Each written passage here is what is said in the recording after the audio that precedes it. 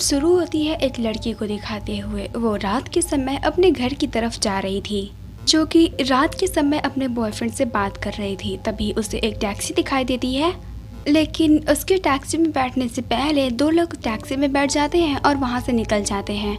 यहाँ पर हम समझ पाते हैं कि इस जगह पर रात में टैक्सी मिलना कितना मुश्किल है। तो अब ये लड़की पैदल ही आगे निकल जाती है और तभी एक और कार उसके पास आकर रुकती है, जिसे दूषित नाम का एक लड़का चला रहा था। वो लड़का उसे लिफ्ट देने के लिए कहता है, लेकिन वो लड़की उसे मना कर देती है क्योंकि वो उसे नहीं जानती थी। फिर वो लड़का थोड़ी देर बाद अपनी कार आगे खड़ी कर देता है, जिसमें से किसी लड़की की हेल्प मांगने की आवाज़ आ रही थी। और जब वो लड़की उस गाड़ी में झांक कर देखती है तो वहाँ पर उसे एक आदमी घायल पड़ा हुआ दिखता है। लेकिन इससे पहले कि वो लड़की कुछ कर पाती, वो लड़का दूसरे उसे किडनैप कर लेता है।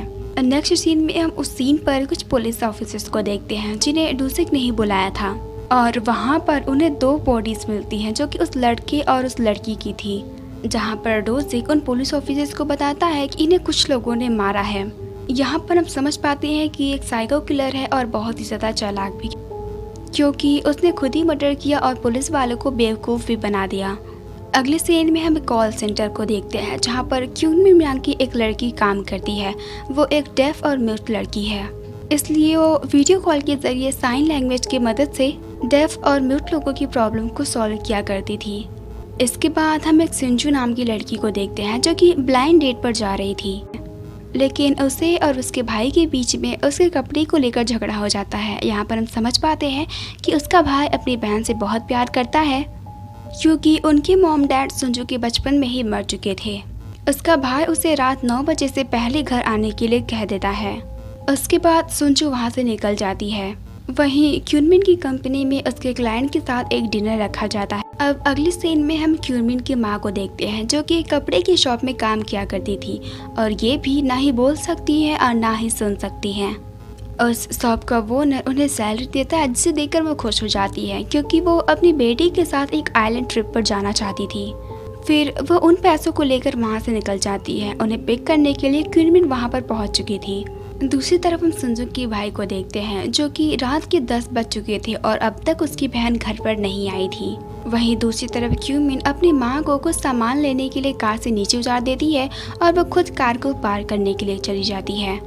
और यहाँ पर वही साइको किलर डूसिक मौजूद था, जहाँ पर वो क्यूनमिन और उसकी माँ को देखता है और उन्हें उनकी माँ को मारने के लिए उनके पीछे चला जाता है।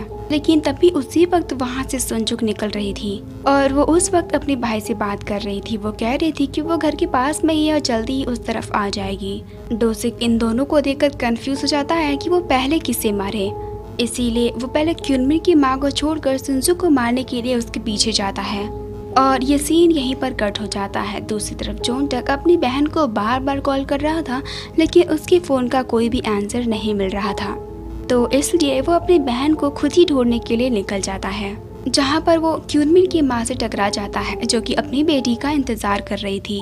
वहीं जब क्यूनमिन अपनी कार पार करके आ रही थी तो वहाँ पर उसे एक वाइट कलर का एक साइन और डूसिक भी वहीं पर छुपा हुआ था। वो क्यूनमिन को देख रहा था। आगे जाने पर क्यूनमिन को सुंजुक दिखती है जो कि उसे मदद मांग रही थी, क्योंकि डूसिक ने उसके पेट में चाकू मारा था और वो घायल भी थी।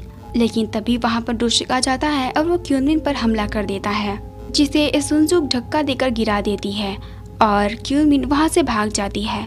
लेकिन भागते वक्त वो रास्ते में अपनी मॉम को देख लेती है और उनकी तरफ ना भागते हुए वो दूसरी तरफ भाग जाती है ताकि वो उन्हें बचा सके।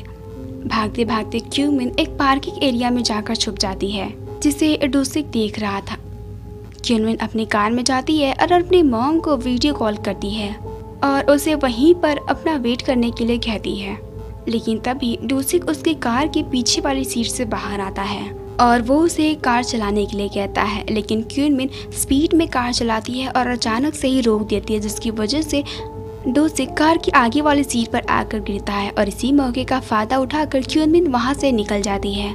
क्यूनमिन भागते हुए एक जगह का इमरजेंसी सिस्टम बटन दबाकर उसे ऑन कर, जिसकी वजह से उस जगह के सारे सीसीटीवी कैमरा ऑन हो जाते हैं। इसलिए डूसिक उसके पीछे नहीं जाता, वो अपनी कार की तरफ जाता है, जहां पर वो देखता है कि सुंजुक बेहोश पड़ी हुई थी। क्यूनमिन अपनी माँ की तरफ पहुंच चुकी थी और वो उन्हें सब कुछ बताती है, लेकिन थोड़ी देर बाद ही वहाँ पर डोसिक फिर से एक नॉर्मल इंसान की तरह सबके सामने आता है। लेकिन यहाँ पर क्यूनमिन उसे नहीं पहचान पाती क्योंकि उसका पीछा करते वक्त उसे मास्क और कैप लगा रखा था। डोसिक उनके पास आता है, उनसे बड़ी ही चालाकी से पूछता है कि क्या आपने किसी लड़की को देखा? वो मेरी बहन थी और अब तक घर नहीं आई है। यहाँ पर डोसिक को पता चल जाता है कि दोनों माँ और बेटी बोल और सुन नहीं सकती।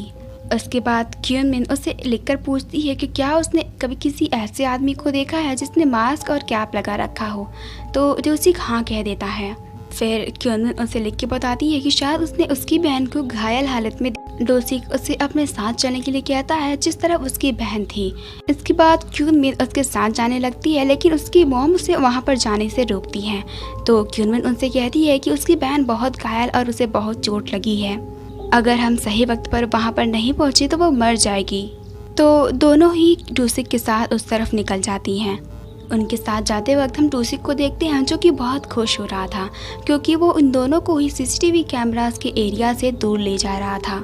लेकिन तभी वहाँ पर पुलिस आ जाती है, जिन्हें देखकर क्यूनमिन और उसकी माँ उनकी तरफ आ जाती हैं। जिसके बाद पुलिस चारों तरफ देखती है, लेकिन उन्हें वहाँ कोई नहीं मिलता।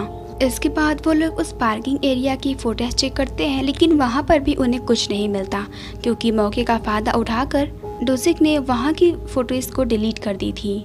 और पार्किंग एरिया से पुलिस को क्यूनमिन का बैग मिलता है जो कि वो उसे लौटा देते हैं। वहीं पर हम देख पाते हैं कि क्यूनमिन की माँ को उस डोसिक यानी उस इंसान पर शक हो रहा था जो कि अभी तक अपनी बहन के लिए परेशान था, लेकिन अभी नॉर्मल दिख रहा है।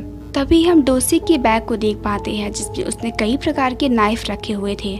इस पर से डोसिक समझ जाता है कि ये दोनों लड़कियां मेरे बारे में ही बात कर रही हैं, इसलिए वो उन्हें अपना फ़ोन दिखाते हुए कहता है कि अभी उसकी बहन ने मैसेज किया है कि वो ठीक है।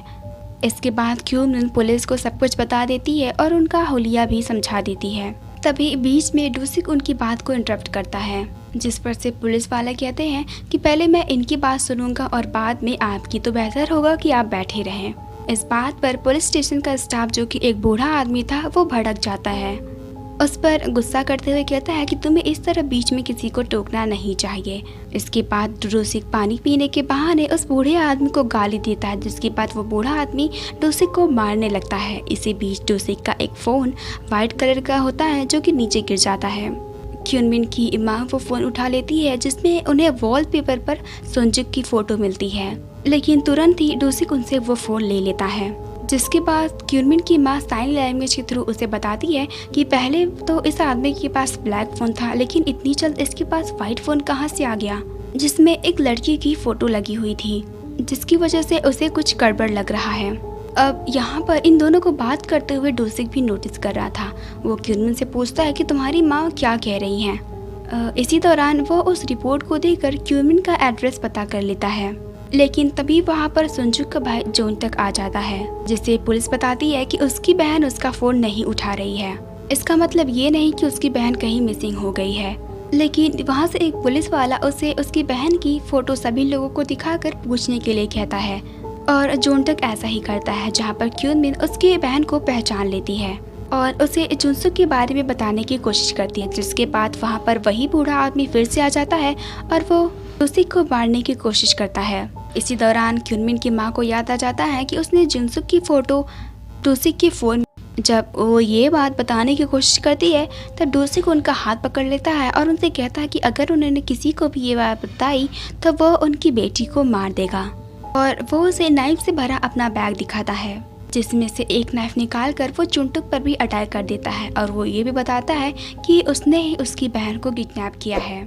इस पर से सुंजुक का भाई उसे बहुत मारता है और उसे उसके गले पर नाइफ रख के उसे पूछता है कि उसकी बहन कहाँ पर है। लेकिन तब तक क्यूनमिन अपनी माँ के साथ वहाँ से बाहर भाग चुकी थी। लेकिन तभी वहाँ पर पुलिस आ जाती है और उन्हें ये लग रहा था कि जोनटक डोसिक को मारने की कोशिश कर रहा था, क्योंकि डोसिक लगातार उनसे मदद मांग रहा था। इसलिए पुलिस जोनटक को पकड़ और डोसिक को जाने देती है।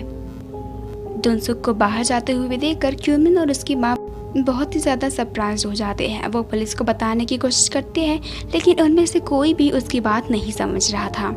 अब डोसिक के जाने के बाद जब सुंजुक के भाई से उसकी पूरी बात के बारे में पता चलता है तो पुलिस वाले उससे माफ़ी मांगते हैं और हर तरफ डोसिक को ढूंढने के लिए निकल जाते हैं। जिसके बाद क्यूनमिन और उसकी माँ अपने घर की तरफ निकल जाते हैं, जहाँ पर उन्होंने अपने घर में साउंड डिटेक्टर डिवाइस लगाया हुआ था, जहाँ की लाइट फ्लिकर करने लगती है और वो देखती हैं कि उनके दरवाजे पर कोई खटखटा रहा है, लेकिन वो डोसिक नहीं था, वो क्यूनमिन की माँ थी, जिनके साथ उनकी माँ निकल जाती हैं क्योंकि उन्हें कुछ काम था। इसके बाद हम देखते हैं कि डोसिक क्यूनमिन के घर पहुंच चुका था उसे मारने के, जहां पर पहले तो वो उस पर कुल्हाड़ी से हमला करता है, लेकिन किसी तरह क्यूनमिन वहां से निकल जाती है।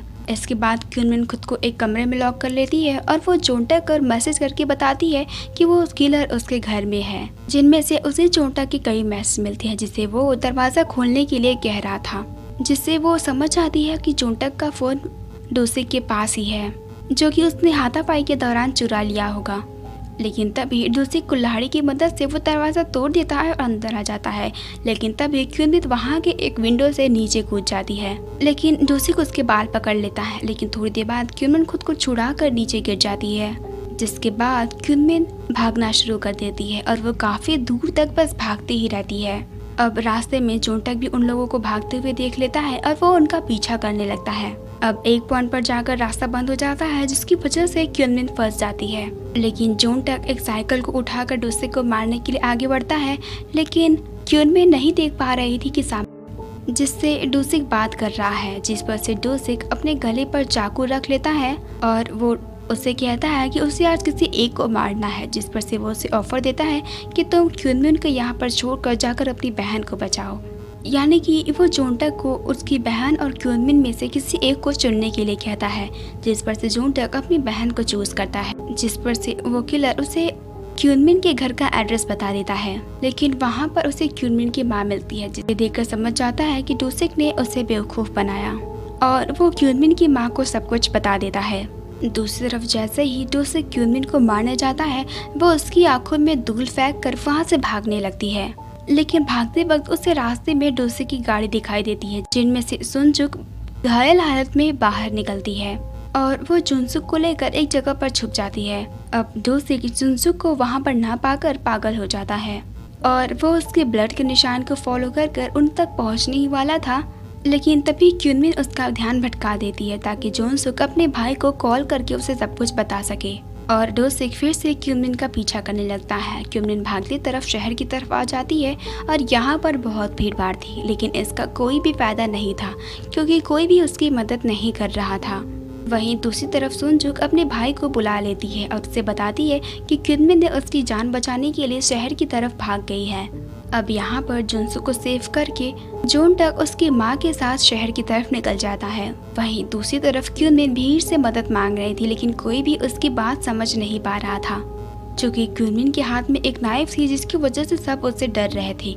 वहीं डोसिक सबको बताता है कि ये उसकी बहन है, लेकिन तभी वहाँ पर सोल्जर्स आ जाते हैं और वो क्यूनमिन को पकड़कर डोसिक के हवाले कर देते हैं और उसका नाइफ भी वो डोसिक को दे देते हैं।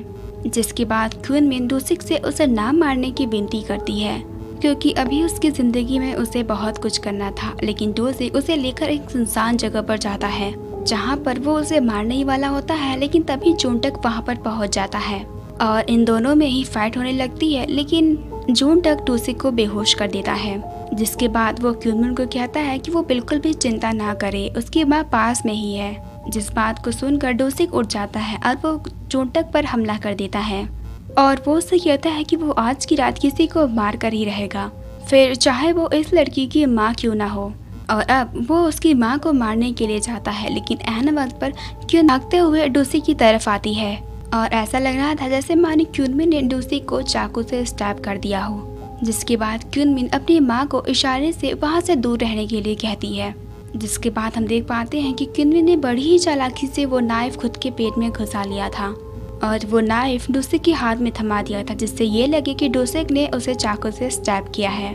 अब वहाँ पर मौजूद सभी लोग डोसिक को किलर समझने लगते हैं और तभी वहाँ पर कुछ पुलिस ऑफिसर्स आ जाते हैं। जिसके बाद क्यूनमिन उसे देखकर हंस, जिससे डोसिक गुस्से में आ जाता है और वो उसे मारने के लिए आगे बढ़ता है, लेकिन पुलिस ऑफिसर्स उसे शूट कर देते हैं और डोसिक वहीं पर मर जाता है। जिसके बाद क्यूनमिन को हॉस्पिटल में ले जाया जाता है। मूवी के आखिरी सीन में हम क्यूनमिन और उसकी माँ को देखते हैं, जो कि एक आइलैंड पर एक ट्रिप के लिए आए हुए थे और वो दोनों ही बहुत खुश थे। जहाँ पर जोंटक और उसकी बहन भी थी और वो दोनों हुई क्युनमिन से साइन लैंग्वेज सीखने की कोशिश कर रहे थे। फिर चारों साथ में एक फ़ोटो क्लिक करवाते हैं, जिसके साथ ये मूवी यहीं पर एंड हो जाती है। ऐसे ही कुछ और भी वीडियो सीखने के लिए हमारे चैनल को सब्सक्राइब करें और साथ ही साथ बेल आइकॉन भी दबाइए।